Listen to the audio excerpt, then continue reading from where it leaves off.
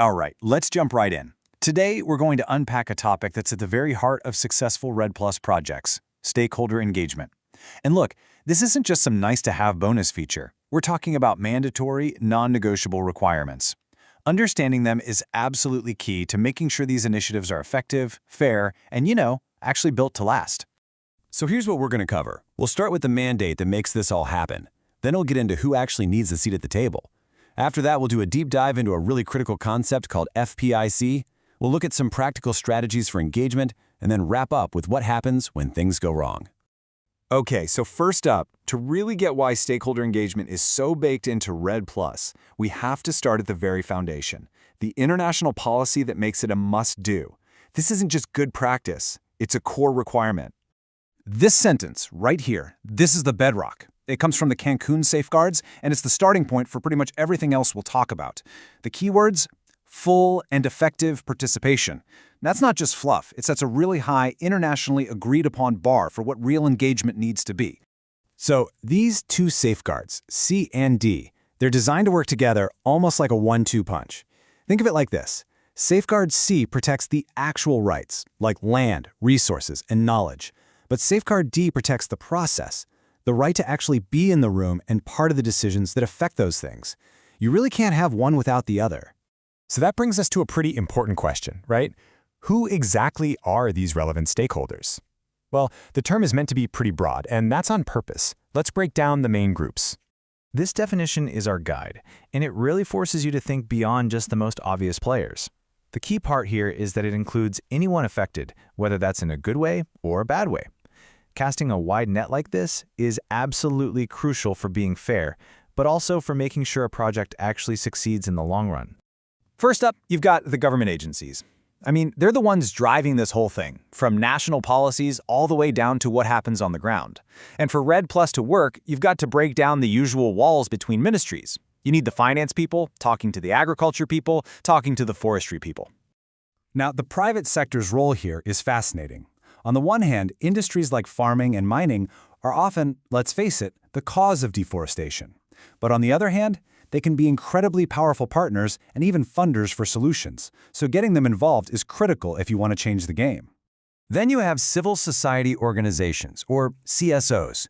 These groups are so important. They often act as a bridge between the big-picture policy folks and the communities on the ground. And they wear a couple of hats. They can be partners, but they're also independent watchdogs, making sure everyone sticks to their promises. And finally, we have the groups on the front lines. Indigenous peoples, forest communities, small-scale farmers. These are the people whose connection to the forest is deepest. Their livelihoods, their culture, their whole way of life is tied to these ecosystems, which means they have the most to gain if REDD Plus is done right, and the most to lose if it's not. Now, when we're talking specifically about engaging indigenous peoples, the standard is even higher than just participation. And that brings us to a massively important principle: free, prior, and informed consent. You'll hear it called FPIC. Okay, so FPIC is not just another consultation meeting you can check off a list. It's a process that respects the fundamental right of a community to make its own decisions. It really means that they have the right to say yes or no to projects that are going to affect them. And trying to skip this step? It's a recipe for disaster. The whole thing really stands on these three pillars. Free means no one is pressuring or tricking anyone. Prior means you do this way ahead of time, not at the last minute. And informed means you share all the info, the good, the bad, the complicated, in a way people can actually understand. If you're missing even one of these, it's just not FPIC. Simple as that. So when does this super high standard actually apply? Is it for every single little thing? Not necessarily, but it's absolutely required in situations where the rights and resources of indigenous peoples are going to be significantly affected. So what are some of those triggers? Well, think of it like a checklist. Are you talking about possibly relocating people? Or a new project that affects their land? Or a new law that impacts their rights? If the answer is yes to any of these, then FPIC is a must. This is a super practical way to figure it out. And this isn't just theory. Countries are really doing this. Take Papua New Guinea, a place where a mind-blowing 97% of the land is customary. They've actually developed their own national guidelines for how to implement FPIC. It's a perfect example of taking a global principle and making it work on the ground.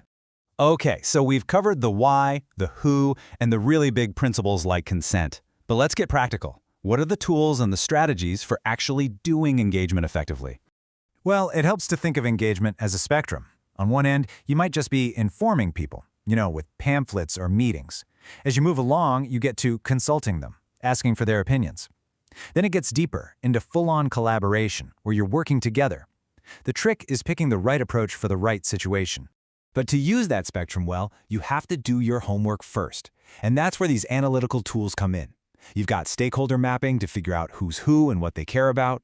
A gender analysis is absolutely vital to make sure you're hearing from everyone, not just the usual voices.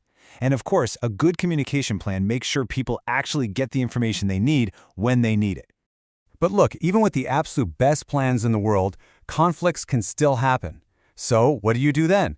That's where something called a Grievance Redress Mechanism, or a GRM, comes into play. It's really the essential safety net for any REDD Plus program. To put it simply, a GRM is a formal, clear way for people to raise their hand and say, hey, there's a problem here. It's a system designed to handle complaints and disputes in a fair and transparent way so that when issues pop up, there's a reliable process for sorting them out. And it's so important to see a GRM as more than just a complaint box. It's actually a really smart management tool. It's like an early warning system that helps you spot problems before they blow up. It holds the project accountable.